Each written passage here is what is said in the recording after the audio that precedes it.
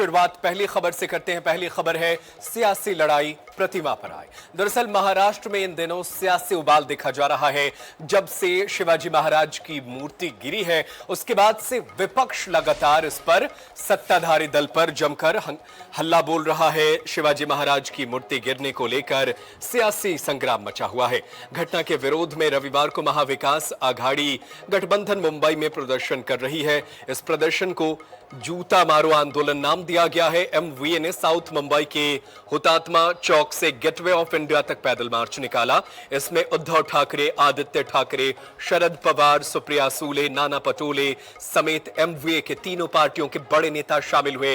इस दौरान उद्धव ने CM Shinde, deputy CM Devendra Fadnavis और अजित पवार के पोस्टर पर चप्पल मारी।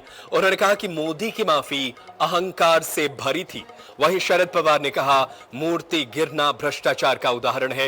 इधर सीएम शिंदे ने कहा विपक्ष मामले पर राजनीति कर रहा है, जनता सब देख रही है। आने वाले चुनाव में महाराष्ट्र की जनता इन्हें जूतों से पीटेगी।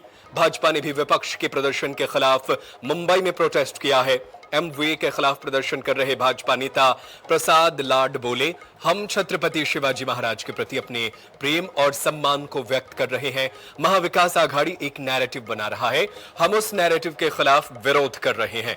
विपक्ष चुनावों को लेकर लाभ उठाना चाहता है। बता दें कि 26 अगस्त को छत्रपति शिवाजी महाराज की 35 फीट ऊंची प्रतिमा गिरने के बाद सिंधुदुर्ग पुलिस स्टेशन में एफआईआर दर्ज की गई थी। इसमें ठाणे के मूर्तिकार जयदीप आपटे का नाम भी शामिल था। पीएम मोदी ने घटना को लेकर माफी भी मांगी थी और कहा था कि शिवाजी महाराज हमारे लिए पूजनीय है।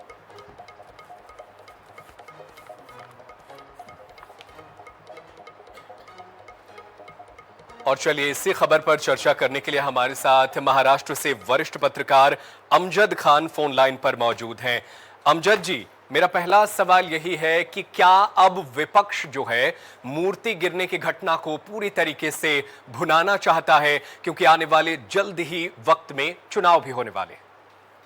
देखिए, मैं साफ तौर पे बता दूं, महाराष्ट्र में 3 महीने के बाद विधानसभा विपक्ष जो है लगातार हमलावर है। क्योंकि इससे पहले हमने देखा जब पार्लियामेंट का चुनाव हुआ तो महाविकास आघाड़ी को कहीं ना कहीं बहुत बड़ी बढ़त मिलती हुई नजर आई थी और कहीं ना कहीं एनडीए को काफी ज्यादा नुकसान हुआ था महाराष्ट्र के अंदर, जिसको लेकर जो महाविकास आघाड़ी का मनोबल है वो काफी ज्यादा है।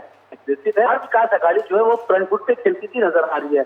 उनका साफ तौर पे जब मूर्ति गिरी उसके बाद से पूरा विपक्ष जो है सरकार के ऊपर हमलावर है और सरकार से कहीं ना कहीं जो भ्रष्टाचार हुआ है उसको लेके उसके ऊपर कहीं ना कहीं सवाल उठाती हुई नजर आ रही है। हालांकि मैं साफ तौर पे बता दूं, ये मूर्ति के जो एक्सपेंसेस आए थे वो तकरीबन 1.5 से 2 करोड़ का एक्सपेंसेस था, लेकिन तमाम एक्सपेंसेस को मान ले तो उसके नरेंद्र मोदी जी हेलीपैड बनाया गया था, तो ये इवेंट मैनेजमेंट के था तकरीबन 6 से 7 करोड़ रुपए जो है वो खर्चे हुए थे और जिसको लेकर महाविकास आघाड़ी जो है लगातार सरकार के ऊपर हमलावर है। और उसका साफ तौर पर कहना है कि शिवाजी महाराज अगर महाराष्ट्र के अंदर पूछिए है और उसको कहीं ना कहीं आने वाले पार्लियामेंट के चुनाव, विधानसभा के चुनाव के अंदर विपक्ष जो है उसका पूरा लाभ उठाने की कोशिश कर रहा है। और कहीं ना कहीं अगर एनडीए की बात करें तो एनडीए जो है इस वक्त जो है बैकफुट पे नजर आ रही है और वो बैकफुट पे इसी के लिए नजर आ रही है क्योंकि जो अगर शिवाजी महाराज की बात कर ले तो अगर महाराष्ट्र की सियासत में कहीं पे भी अगर शिवाजी महाराज का नाम आता है तो जब भी होता है तो वो जो भी सरकार होती है, जो भी विपक्ष होता है तो उसको कहीं ना कहीं एग्रेसिव खेलता है। और उनको ये महाविकास आघाड़ी को पता है कि शिवाजी महाराज की सेंटिमेंट को लेके आने वाला जो विधानसभा चुनाव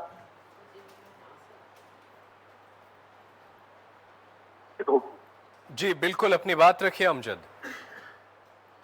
हाँ, देखिए निश्चित होगी। अगर मैं उसके बाद बता दूं कि लगातार ये कोशिश करी जा रही है कि जो आने वाला विधानसभा चुनाव है क्योंकि इस वक्त जो है 202 सीटें जो है एनडीए के पास है और विपक्ष के बाद जब महाराष्ट्र के अंदर सियासत में हमने ये भी देखा कि जो पार्टियां टूटती भी नजर आई, चाहे एनसीपी की बात कर ले चाहे शिवसेना की बात कर ले, दोनों ही पार्टियां जो है जो टूटी है, क्योंकि हमने पूरे हिंदुस्तान के अंदर देखा, हिंदुस्तान की सियासत में विधायक टूटते हुए देखे, लेकिन महाराष्ट्र की सियासत में पूरी की पूरी पार्टी जो है वो टूट चुकी है। तो दोनों ही पार्टी की जो है वो प्रतिष्ठा जो है वो दांव पे लगी हुई है और ये कोशिश करी जा रही है कि आने वाला विधानसभा का जो चुनाव है उसे कहीं ना कहीं जीता जाए और ज्यादा से ज्यादा जो एमएलए है वो जीत के लेके आया जाए।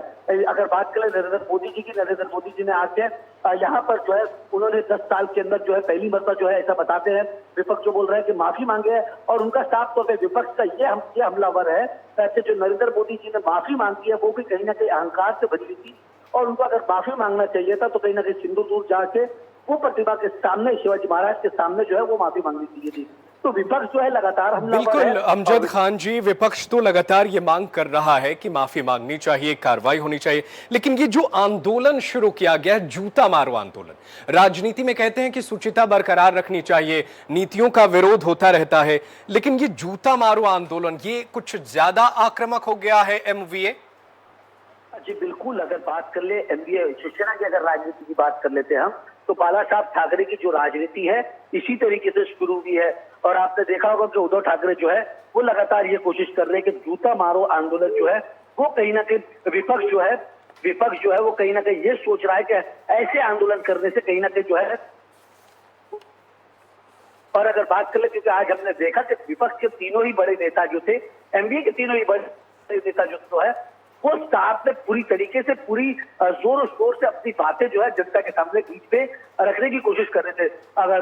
अगर बात कर ले मनसे की, बात कर ले, मनसे की भी राजनीति इसी की तरीके से एग्रेसिव राजनीति है और कहीं ना कहीं एग्रेसिव राजनीति को लेके महाराष्ट्र की सियासत में कहीं ना कहीं अपनी जगह बनाते हुए तमाम सियासी पार्टी जो है वो करती हुई नजर आती है। बिल्कुल, यहां पर अग्रेसिव राजनीति करने की कोशिश की जा रही है, तो दूसरी तरफ सत्ता पक्ष बैकफुट पर नजर आ रहा है। बहुत शुक्रिया अमजद खान हमारे साथ जुड़ने के लिए, अपने विचार हमारे दर्शकों के साथ रखने के लिए।